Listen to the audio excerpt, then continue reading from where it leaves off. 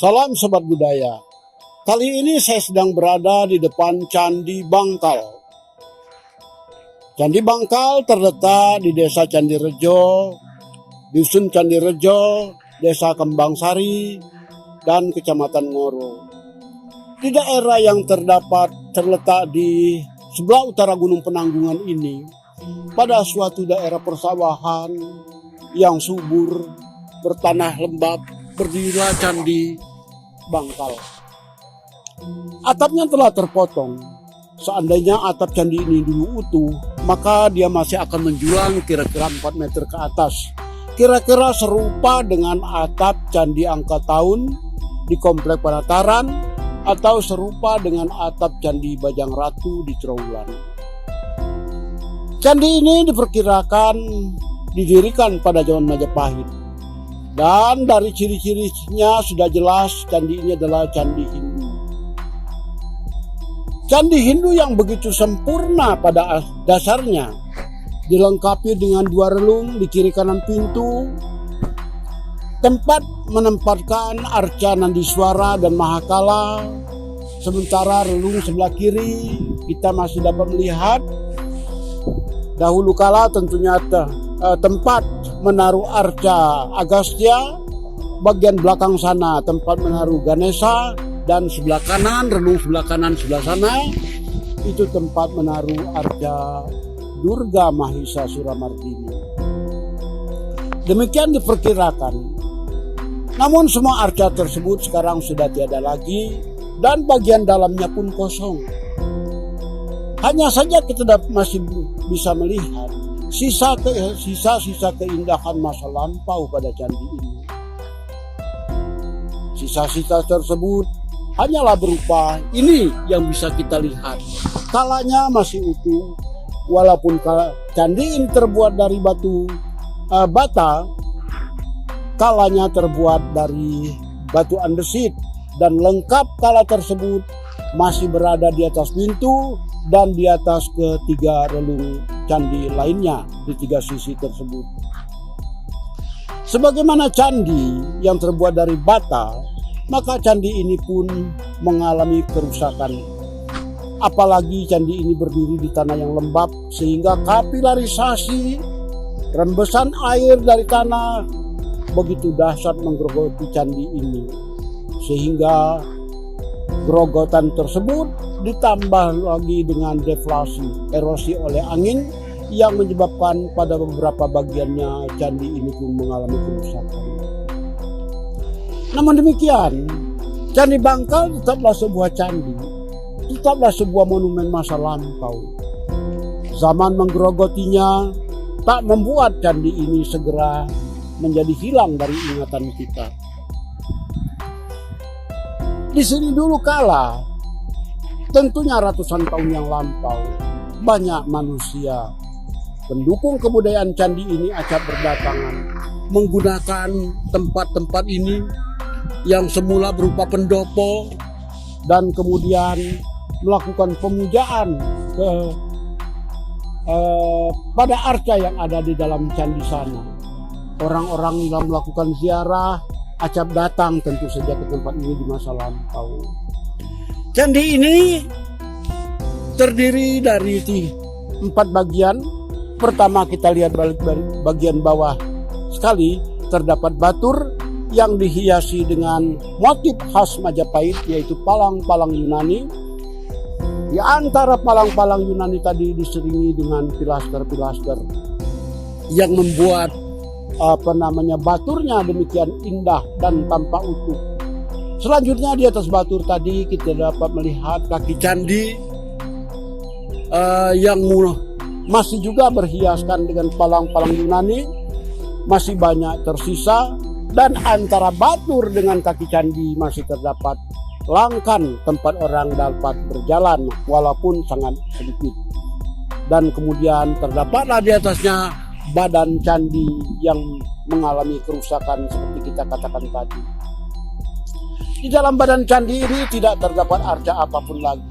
Hanya saja pada langit-langit bagian dalam badan candi, ruang candi, terdapat di situ ukiran atau relief Batara Surya sedang mengendarai keledai dalam lingkaran matahari yang memandarkan cahaya. Di atas badan candi tadi, di atas badan candi maksud saya, terdapat pelipit-pelipit yang kemudian bersambung dengan atap candi yang kita lihat hanya tinggal seperti kurang dari sepertiga bagian. Keseluruhan bangunan ini mencirikan khas Majapahit. Ciri khas Majapahit demikian menonjol di sini sehingga para ahli, di antaranya Stutterheim yang pada tahun 1930-an pernah datang kemari, menyimpulkan bahwa candi ini memang dibangun pada masa kejayaan kerajaan Majapahit. Sebagaimana saya katakan di depan tadi, tentu saja di masa lampau daerah ini tempat yang ramai. Pendukung kebudayaan candi ini acap datang ke tempat ini, sehingga tak heran bila tempat ini tadinya banyak berdiri bangunan. Kini bangunan tersebut hanya tertinggal bekas pendopo saja yang ada di depan sana, dengan bentuk yang sama dengan kaki candi, dihiasi dengan palang-palang Yunani yang besar, dan batu-batunya pun sekarang sudah banyak yang tadinya bubrah begitu, disusun kembali. Dan di sekitar sini pun masih terdapat sisa-sisa batu candi pada zaman dahulu kala yang kemudian disusun seadanya di pinggir sini. Kaki candi terbilang unik. Dia mempunyai dua tangga yang bisa masuk ke teras, naik ke teras di depan tangga candi dari sebelah kiri maupun dari sebelah kanan sana. Dari sana kemudian menuju ke tangga dan masuk lewat pintu candi yang lebarnya kira-kira sekitar 40 cm. Diperkirakan oleh para ahli, di dalam sana dahulu kala terdapat arca, yoni dan lingga dan yoni. Akan tetapi sekarang sudah tidak ada lagi.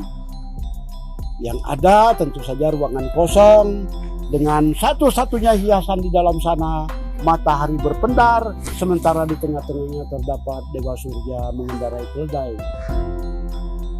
Sobat budaya, candi ini layak untuk kita indahkan sebagai monumen masa lampau. Masa lampau yang jaya, masa lampau di mana bangsa ini belumlah lahir, tetapi nenek moyang kita telah mampu membangun bangunan yang sangat indah pada awalnya ini. Ancaman tak kurang-kurang, puncak alam, ancaman alam berupa kapilarisasi selalu saja dari tahun ke tahun menggerogoti candi ini. Belum lagi hewan-hewan acap datang membawa biji-bijian, membuat bagian di atas sana acap terganggu oleh tumbuh-tumbuhan. Yang untunglah dari waktu ke waktu petugasnya dapat membersihkan candi ini, dapat melakukan pemeliharaan candi ini secara intensif, sehingga candi ini pun masih tetap tegak berdiri untuk kita lihat dan kagumi.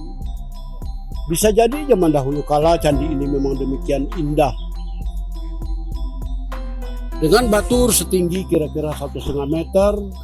Di atasnya terdapat kaki candi yang juga hampir setinggi itu. Kemudian penambahan beberapa batu andesit untuk mencegah agar candi ini tidak ambruk. Hasil pemugaran entah beberapa tahun yang lalu. Hal yang menarik yang tadi sempat kita singgung ialah kala candi ini terbuat dari batu andesit. Tampak pada bagian atas pintu kala tersebut berupa wajah seorang raksasa dengan taringnya yang demikian panjang dan wajah menyeramkan, plus rambut gimbal yang sedemikian rupa. Jadi skala semacam ini tentu saja sangat jarang kita jumpai. Berbeda dengan kala di Candi Kidal yang terkenal, kala semacam ini adalah hanya terdapat di Candi Bangkal. Demikian juga kala yang terdapat pada relung-relung. Selain itu, sebagaimana tadi juga sempat saya singgung, adanya motif hiasan berupa palang Yunani hanya ada pada candi ini saja. Plus ada satu motif yang hanya ada di Candi Bangkal, yaitu motif biji coklat yang sampai sekarang tak pernah kita jumpai di candi manapun. Nah, tapi itu tadi sayangnya adanya erosi dan deflasi membuat candi ini pun ya bagaimanapun suatu saat kelak harus menyerah barangkali digerogoti zaman. Demikian, toh kita tetap memandangnya sebagai suatu peninggalan berharga untuk kebudayaan zaman lalu, dari kebudayaan masa lalu.